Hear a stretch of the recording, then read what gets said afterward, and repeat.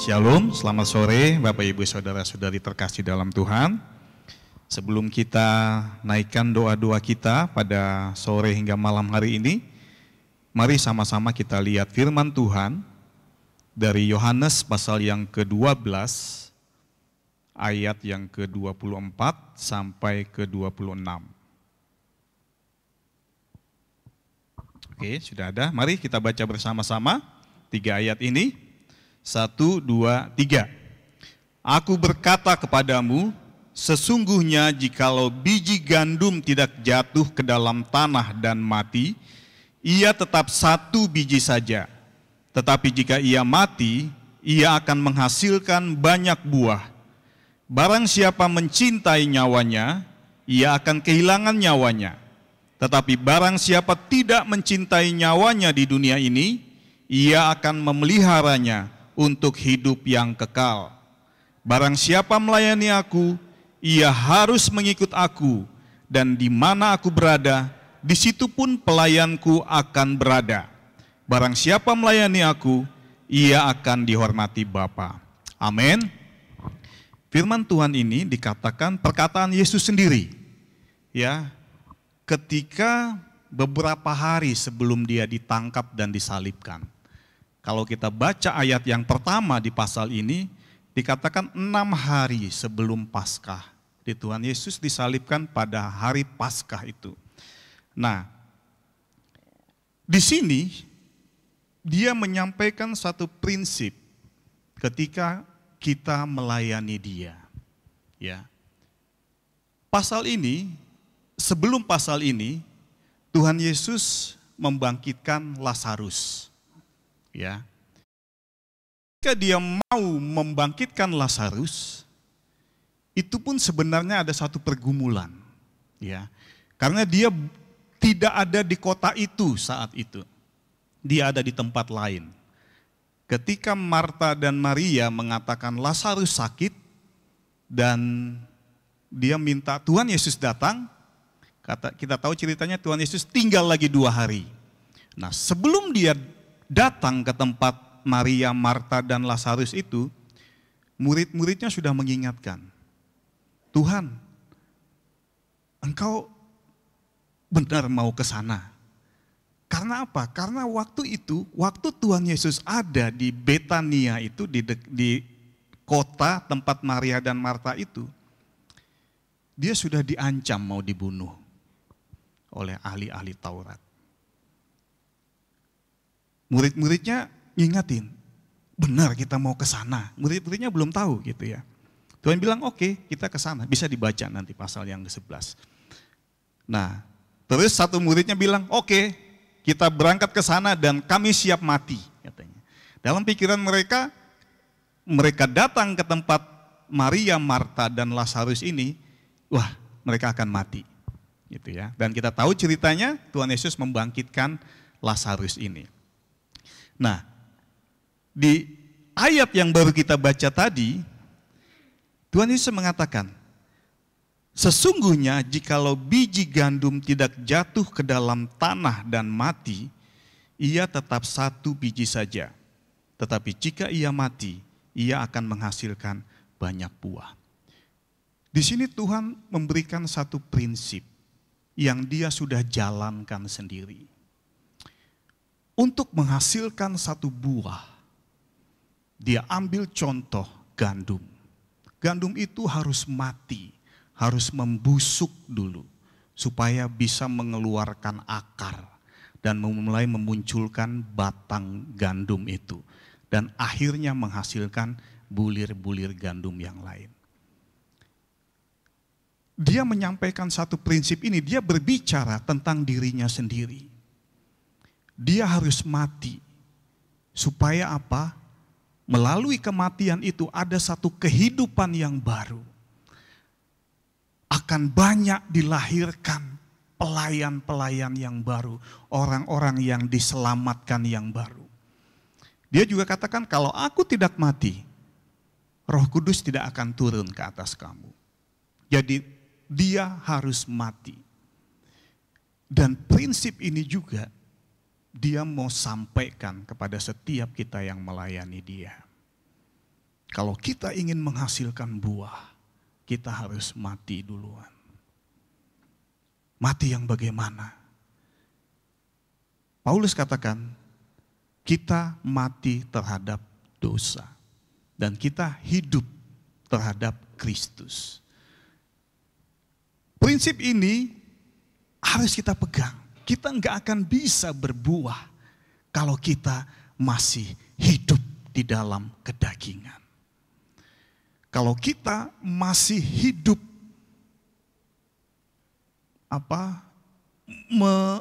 menyenangkan diri kita saja. Nanti yang kedua, prinsip yang kedua.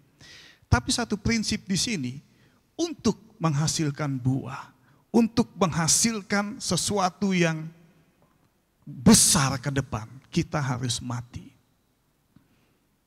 Nah, kita harus pegang ini. Tuhan, kita selidiki dalam diri kita. Tuhan, apakah aku sudah benar-benar mati terhadap dosa?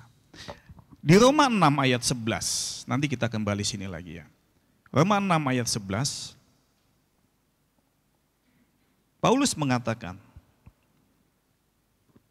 demikianlah hendaknya kamu memandangnya bahwa kamu telah mati bagi dosa, tetapi kamu hidup bagi Allah dalam Kristus Yesus. Prinsip yang sama, ketika kita diselamatkan, kita sudah mati terhadap dosa sebenarnya. Tapi banyak kita tidak menyadari itu. Kita masih merasa bahwa dosa ini begitu kuat kepada kita. Padahal itu sudah mati. Makanya ketika kita dibaptiskan, yang mati itu dikuburkan. Dibenam di dalam air. Dan ketika kita keluar dari air, kita bangkit bersama-sama dengan Kristus. Jadi ada satu prinsip, makanya untuk menjadi di kita gitu, untuk menjadi pelayan Tuhan, dia harus dibaptis dulu.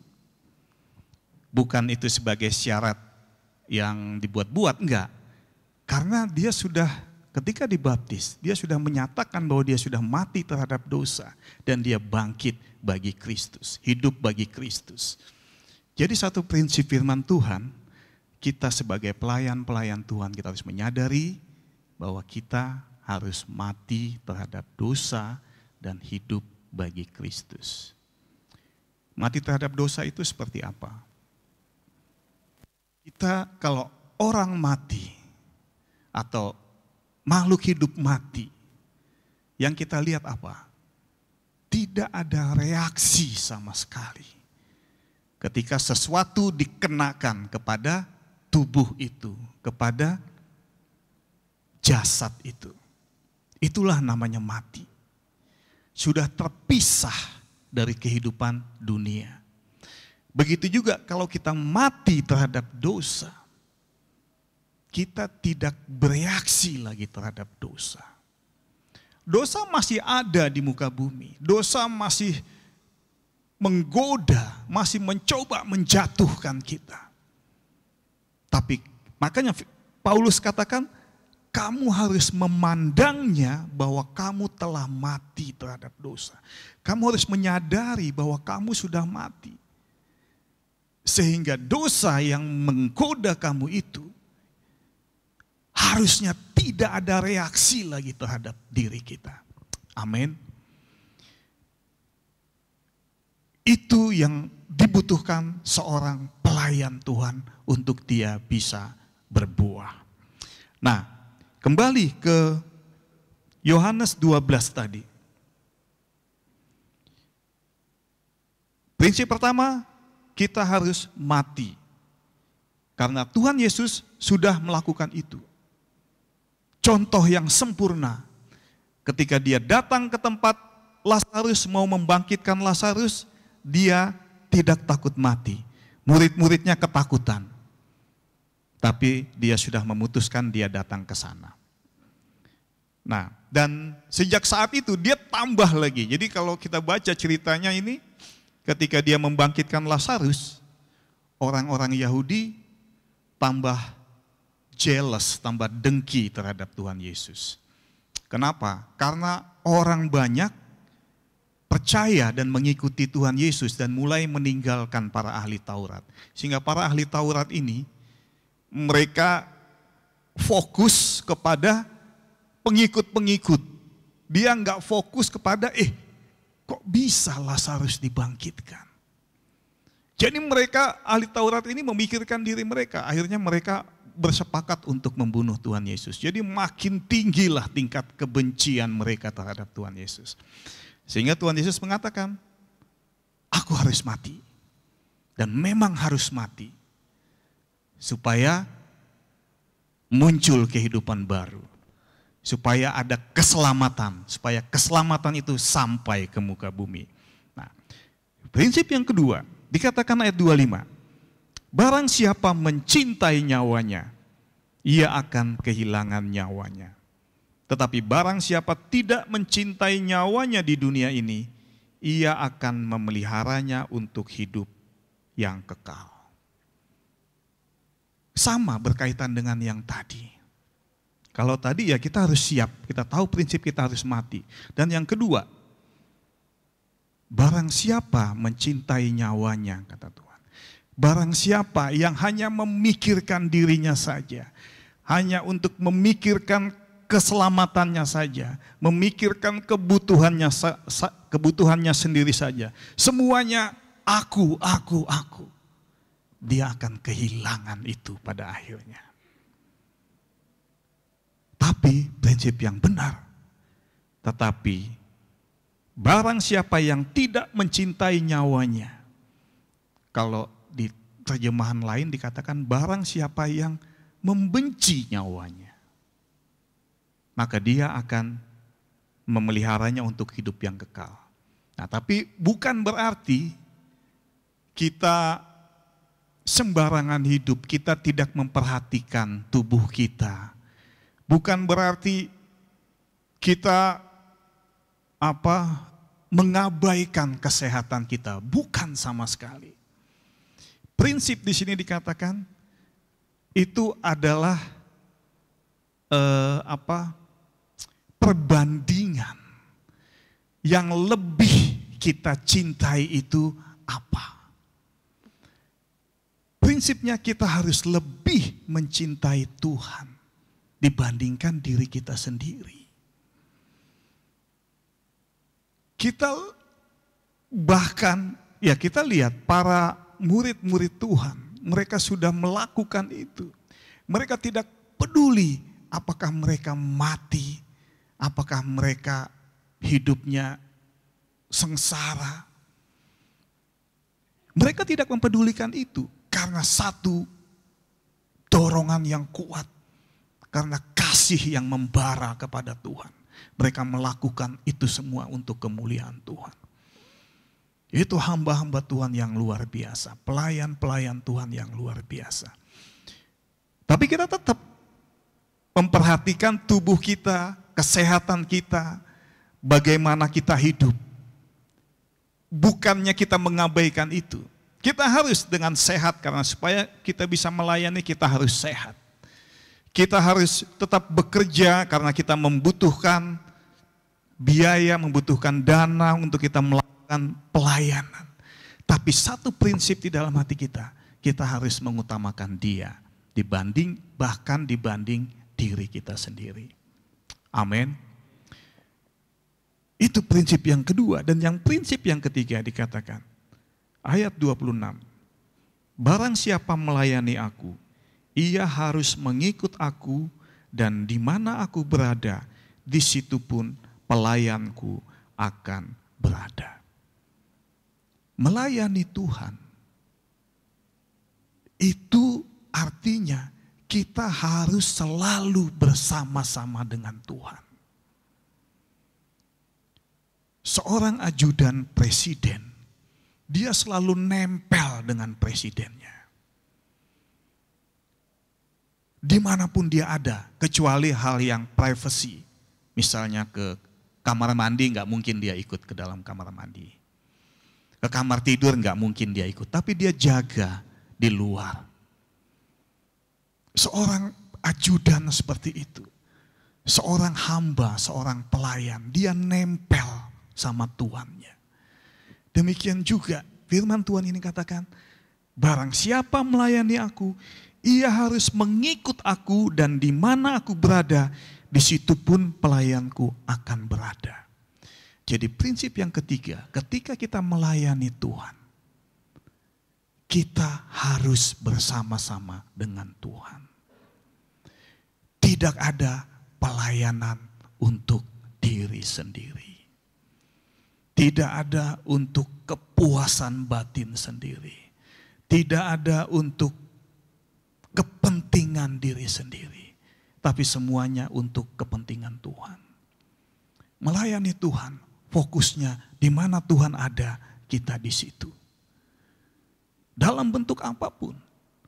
Pemain musik. Ketika melayani, pastikan kita melayani bahwa Tuhan ada di situ. Bahwa Tuhan mau aku ada di situ. Bahwa Tuhan mau aku memainkan musik ini untuk kemuliaan nama Tuhan. Para koordinator, para ketua persekutuan. Pastikan ketika engkau melayani, aku ada di tempat ini karena Tuhan menetapkan aku, mengangkatku, memberi kehormatan kepadaku menjadi ketua persekutuan di wilayah ini, di rayon ini. Dan aku mau, aku bersama-sama dengan Tuhan di situ. Di semua bentuk pelayanan. Pastikan kita melayani bersama-sama dengan Tuhan. Bersama-sama dengan Roh Kudus. Dan yang terakhir, kalimat terakhir di ayat yang ke-26 luar biasa. Apa dikatakan? Barang siapa melayani aku, ia akan dihormati Bapa. Wow, luar biasa ini. Luar biasa janji Tuhan. Kalau kita melayani Dia, Bapa menghormati kita. Bayangkan kalau kita dihormati seorang presiden. Gak usah jauh-jauh, seorang gubernur saja. Ketika kita datang ke satu pesta misalnya, dan di situ ada gubernur yang hadir. Ketika dia melihat kita, wow, dia langsung hormat. Dia langsung datangi kita, jabat tangan kita. Dia berikan tempat, silahkan ke sini. Otomatis orang-orang yang lain akan melihat juga, siapa ini yang dihormati gubernur.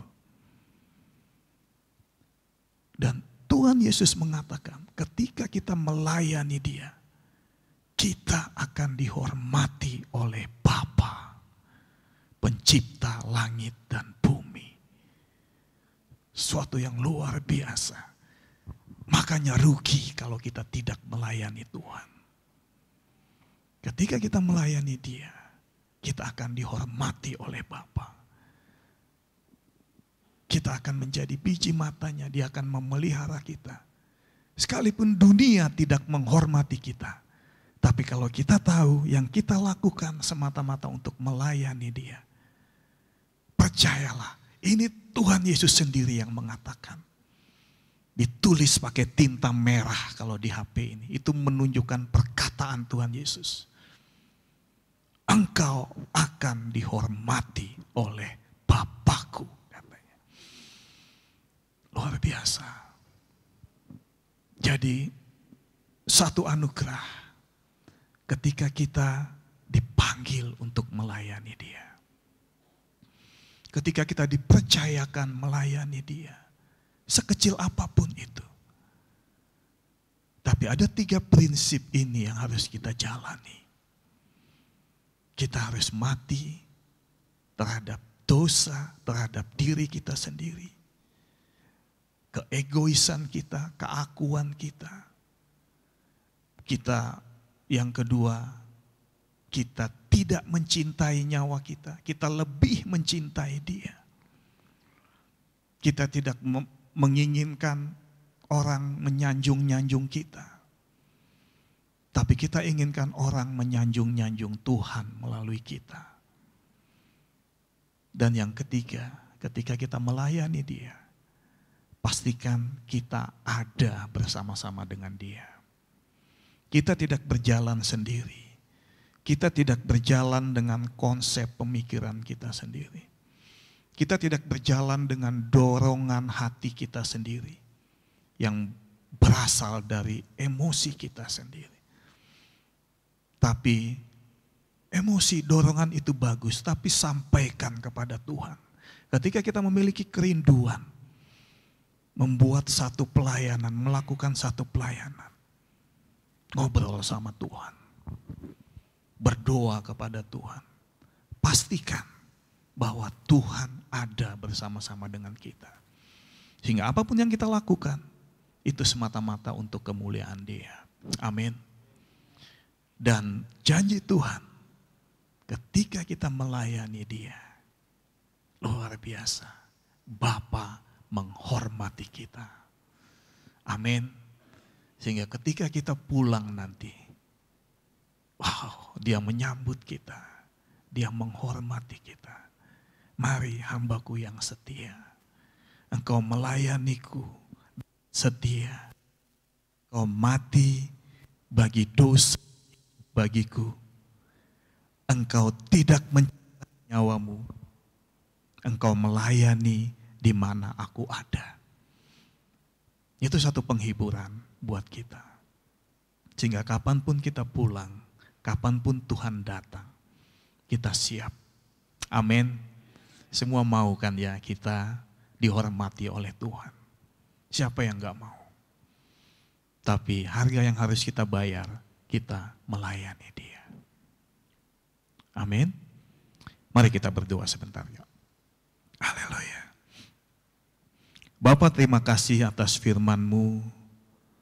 Sungguh Tuhan, ketika kami Engkau panggil melayani Engkau, kami mengucap syukur ada satu penghormatan yang Engkau berikan. Satu kesempatan untuk kami dihormati oleh Engkau.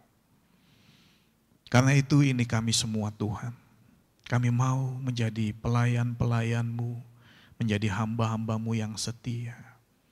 Hamba-hamba-Mu yang taat kepada Engkau, yang tunduk kepada firman-Mu, yang selalu ada bersama-sama dengan Engkau. Ini kami semua Tuhan.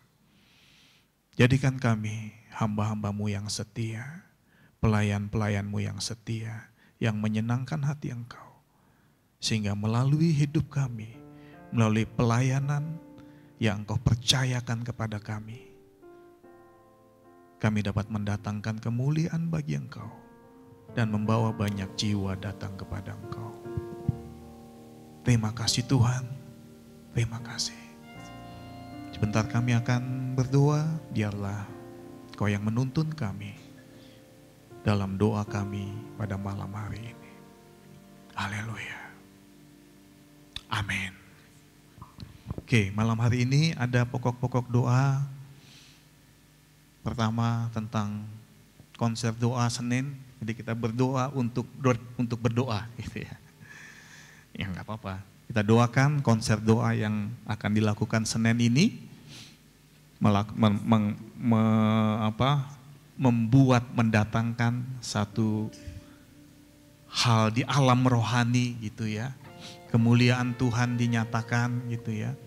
Supaya semua jemaat antusias hadir, memiliki pola pikir yang dibaharui, yang fokus pada Kristus, terkhusus Ketua Persekutuan supaya semakin menyala memberitakan Injil, jiwa-jiwa yang terhilang datang kepada Kristus. Amin, Ketua-Ketua Persekutuan dan semua koordinator yang lain juga ya. Kemudian ada lagi, yang kedua ada, agar setiap jemaat setia baca firman Tuhan dan menghidupi kebenaran firman Tuhan, agar jemaat memiliki dasar iman yang kuat, agar tidak diombang-ambingkan oleh dunia. Ada lagi, para pelayan memiliki hati yang melayani di dalam panggilan masing-masing. Ya ini tadi ya, biar firman Tuhan ini masuk melekat dalam diri kita. 4, bangsa Indonesia, pemerintahan dari pusat sampai ke daerah, pemerintahan yang takut akan Tuhan. Udah, 4 ya. Nah, tapi sebelum kita berdoa untuk hal ini, Mari kita gunakan waktu beberapa saat untuk kita dalam doa kita merenungkan firman Tuhan yang kita baca tadi. Kita introspeksi kepada diri kita.